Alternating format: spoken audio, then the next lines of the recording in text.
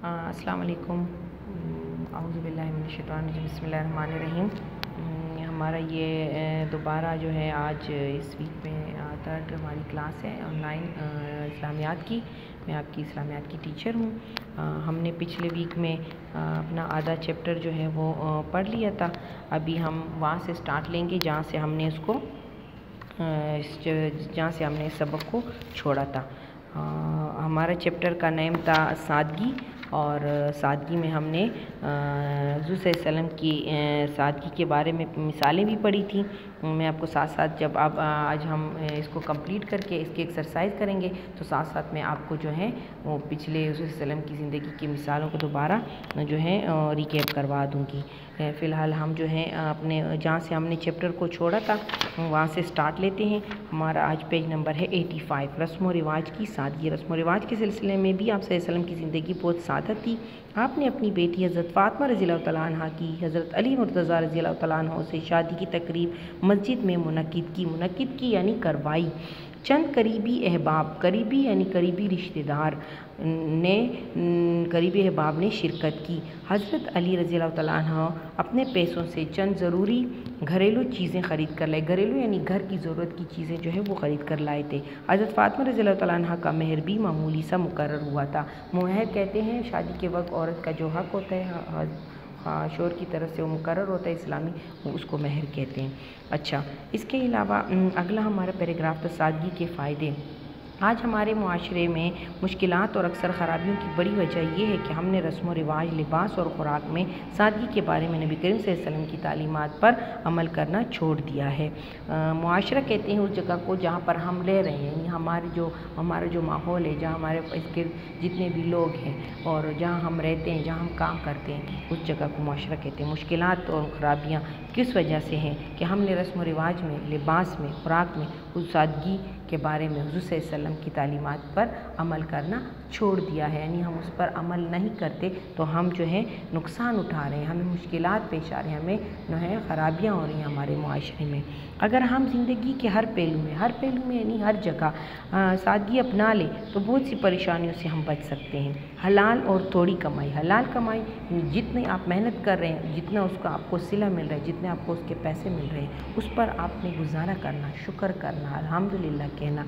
तो इस पे आप जो हैं जितना आप कमा रहे हैं हलाल, उस पर गुजारा हो सकता है। कब हो सकता है? जब आप सादगी इख्तियार करेंगे, फजूल खर्ची नहीं करेंगे और दिखावे से ख़ुद को बचाएंगे। दिखावे की लानत और कद से भी बचा जा सकता है। अगर हम सादगी इख्तियार करेंगे तो हम इन चीज़ों से बच सकते हैं। आज हमारा जो है टॉपिक इस यहाँ पर आकर ख़त्म हुआ है सादगी का। हम आज एक्सरसाइज शुरू कर रहे हैं। उसमें एक्सरसाइज में हमारे सबसे पहले हमारे पास हैं क्वेश्चन आंसर मैं आपके साथ डिस्कस करूंगी और उसके आंसर के टिपिकल हिंट आपको दूंगी। आप उसको पढ़ें और उसको लिखें ताकि आपको आसानी हो। सादगी से क्या मुराद है? सवाल नंबर 1, सादगी से क्या मुराद है? इसका आंसर हमारे पास बुक पेज नंबर 86 पर है। 86 पर आप आएंगे, देखेंगे तो ये देखें क्वेश्चन के सामने ही ब्लॉग बना हुआ है, उसमें आंसर है दिखावे और फजूल खर्ची से बचते हुए सिर्फ ज़रूरी इस्तेमाल की चीज़ों पर गुजारा करना सादगी कहलाता है। अच्छा, ये हमारा सवाल नंबर 1 था। आप सवाल नंबर 2 से सुने। रसूल अकरम सल्लल्लाहु अलैहि वसल्लम कैसी गज़ा खाते थे? रसूल अकरम सल्लल्लाहु अलैहि वसल्लम सादा गज़ा खाते थे। हम पहला वर्ड इसमें ये लिखेंगे, फिर उसके बाद हम 1 2 3 करके पॉइंट में लिखेंगे। आप सल्लल्लाहु अलैहि वसल्लम बग़ैर छने आटे की रोटी खा लेते थे। आप सल्लल्लाहु अलैहि वसल्लम दूध और सिरके से रोटी खा लिया करते थे। अक्सर आप चंद गुड़ दूध के पी लेते या चंद दाने खजूर खाकर गुजारा करते थे। इस तरह आप सेंटेंस बुक की मदद से कंप्लीट कर सकते हैं। नंबर 3, हज़रत अली ने अपने पैसों से क्या ख़रीद कर लाए? हज़रत अली अपने पैसों से क्या ख़रीद कर लाए? क्या की जगह आप लिखेंगे चंद ज़रूरी घरेलू चीज़ें। क्या की जगह आप लिखेंगे चंद ज़रूरी घरेलू चीज़ें ख़रीद कर लाए। ये आपका क्वेश्चन नंबर 3 हो गया। क्वेश्चन नंबर 4 सुने। हुज़ूर सल्लल्लाहु अलैहि वसल्लम के लिबास में आम तौर पर क्या चीज़ें शामिल होती थीं? हुज़ूर सल्लल्लाहु अलैहि वसल्लम के लिबास में आम तौर पर, यहाँ तक पहुँचकर हम लिखेंगे कमीज़, तहबंद और चादर शामिल होती थी। ये हम इसका आंसर में ये चीज़ें डालकर, ये 3 वर्ड डालकर क्वेश्चन का आंसर कंप्लीट कर लेंगे। इसी क्वेश्चन को हेल्पिंग वर्ड बनाएं। हुज़ूर सल्लल्लाहु अलैहि वसल्लम के लिबास में आम तौर पर क्या और चीज़ों की जगह लिखेंगे कमीज़, तहबंद और चादर शामिल होती थी। आपका आंसर जो है कंप्लीट हो जाएगा। नंबर 5, हमारे दौर की अक्सर ख़राबियों की वजह क्या है। हमारे दौर की अक्सर ख़राबियों की वजह यहाँ तक लिख कर ये डिफ़िकल्ट वर्ड इसमें हम डाल देंगे। ये आपके बुक में भी हैं, उससे भी आप मदद ले सकते हैं। रस्म व रिवाज, लिबास और ख़ुराक में नबी करीम की तालीमात पर अमल ना करना है। हमारे दौर की अक्सर ख़राबियों की वजह रस्म व रिवाज, लिबास और ख़ुराक में नबी की तालीमात पर अमल ना करना है। इसके बाद है हमारे पास फिल इन द ब्लैंक्स यानी खाली जगह पूर करें। इसमें आप वर्ड बहुत इजी है, बहुत आसान है, आप उसको सुने और उसकी प्रैक्टिस करेंगे तो आपको मुश्किल नहीं होगी। सेंटेंस नंबर 1, आपके लिबास में आप आम तौर पर डैश, तहबंद और चादर शामिल हुआ करती थी। डैश की जगह हम वर्ड लिखेंगे कमीज़। हुज़ूर सल्लल्लाहु अलैहि वसल्लम के लिबास में आम तौर पर 3 चीज़ें होती थी, कमीज़, तहबंद और चादर।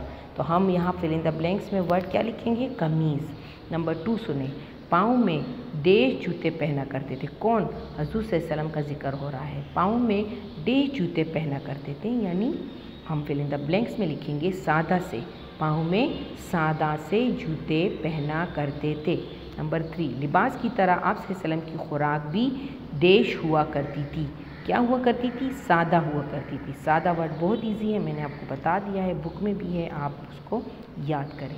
नंबर 4, हज़रत फ़ातिमा की हज़रत अली से डैश की तकरीब मस्जिद में हुई। किस चीज़ की तकरीब थी, शादी की तकरीब थी। फिल इन द ब्लैंक्स में क्या वर्ड आएगा, शादी की तकरीब मस्जिद में मुनक़्क़द हुई।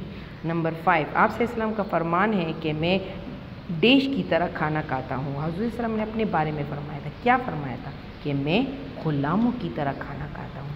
ये वेरी डिफ़िकल्ट वर्ड आपको नज़र आ रहे हैं, फिल इन द ब्लैंक्स में जो आते हैं मैं आपको बता चुकी हूँ। इसके साथ ही हमारे चैप्टर का अख्तिताम हुआ। हमने चैप्टर भी पढ़ा, उसको समझा भी, उसकी एक्सरसाइज भी हो गई। मैं उम्मीद करती हूँ कि आपको समझ आ गई होगी। आप इसको दोबारा पढ़ें, पैराग्राफ पढ़ें, अपने लिए शॉर्ट क्वेश्चन बनाएं हर पैराग्राफ से, और हर पैराग्राफ को इतने गौर से पढ़ें कि आपको हर किस्म के फिल इन द ब्लैंक्स करने में, टिक क्रॉस करने में और क्वेश्चन के आंसर करने में आसानी हो।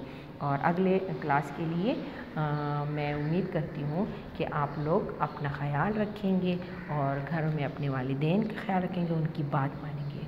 और अगले लेक्चर के लिए, ऑनलाइन क्लास के लिए अल्लाह हाफ़िज़।